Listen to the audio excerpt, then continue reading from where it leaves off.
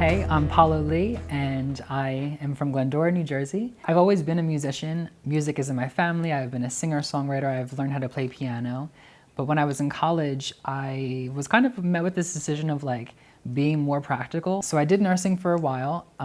Didn't fail out or anything. I was really good, but I just decided to transition into studying media and communications. I was given the opportunity to take a course in queer representation. It was specifically called LGBTQ representation in media. Being in this course and kind of being presented with queer representation and queer culture in radio and film and TV and in zines, I was like enamored with what I was learning. And so it came to this point later on in the semester where I just felt like everything that I was learning, it kind of had a disconnect within myself of I didn't see myself capable or really worthy of like representing myself or finding where I fit in this kind of collection of queer artistry. It was probably towards the end of the semester, maybe like May of 2019, my professor, Dr. Adrian Shaw, was doing a project on queer history and gaming and virtual spaces. I read this catalog and I was so enamored with the idea of like agency and queer anonymity and like how people were finding these spaces regardless of like their physical or geographical location. And so when we were talking at the end of the class, my professor made the joke of like, if anybody makes it to Berlin, Germany, which is where they were having an exhibition of this catalog, make sure you send me a picture of like when you're there. The exhibition was being held at the Schulz Museum, which was the oldest like queer history museum in Berlin, Germany. And so I was kind of like, let me look into this. And so I looked into it and I decided to study abroad at Temple Rome because this was the kind of closest option in Europe to being near Berlin. I would say maybe like July of 2019, we were getting ready to go and I was brought up with the first challenge in my like decision to study abroad with housing. I knew that I wanted to stay near campus because it was a 5-month study abroad trip. But I was a little bit hesitant of staying in a dorm because it was predominantly straight cis men. In the end of July, August, getting ready to study abroad, we were actually supposed to be like all joining a Facebook group message. And I just saw everybody talking about where they're gonna stay, who they're rooming with. So excited, like all of this great energy. But I saw one post her name was Doriana, and she said like, hey, I'm looking to do independent housing because the student dorms aren't the most gender diverse or gender inclusive. So I sent her a direct message and I was like, hey, I'm queer and my mom's Boricua and like, I want to do independent housing, what's good? And it was so funny because immediately she responded and was like, hey, I'm also Boricua, I'm also an artist and I'm queer identifying and we should room together. So we study abroad, we get to Rome, we create truly a great partnership, a love, a safe and brave space in our apartment. I remember one night we were like, hey, like we want to do something queer. We went out on one Saturday night it was called Coming Out. And this bar was located basically like behind the Coliseum. You can see it from the street in the front of the bar.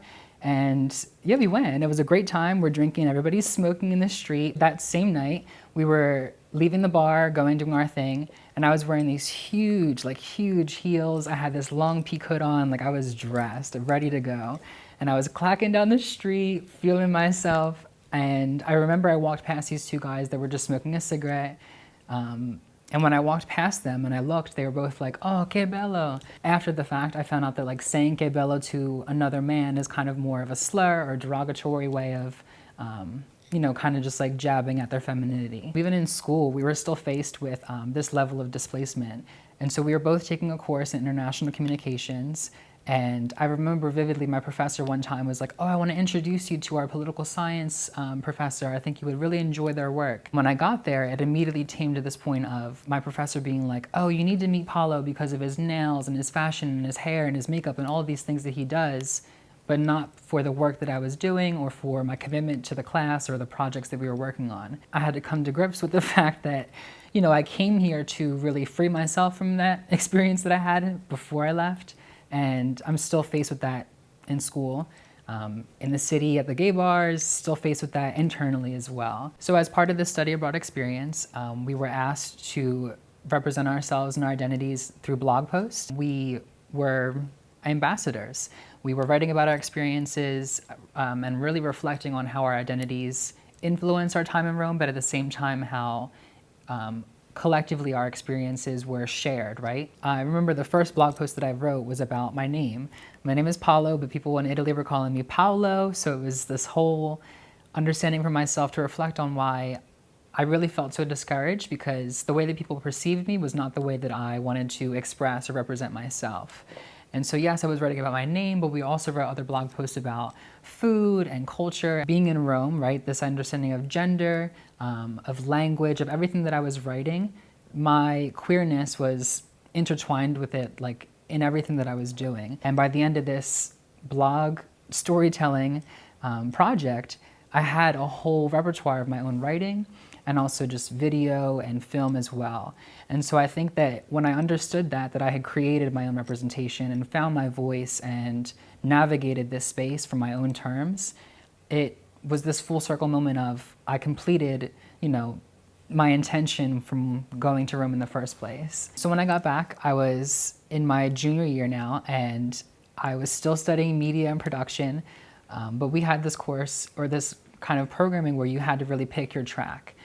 And I knew in that moment that it had to be music, because studying how queer representation in music was really not even explored, it made me understand that my purpose was to, you know, add to that. So I immediately started to write music. I wrote my first song, recorded my first song, performed it, and since then it's kind of just completely altered the trajectory of my life as an artist. I continue to write music.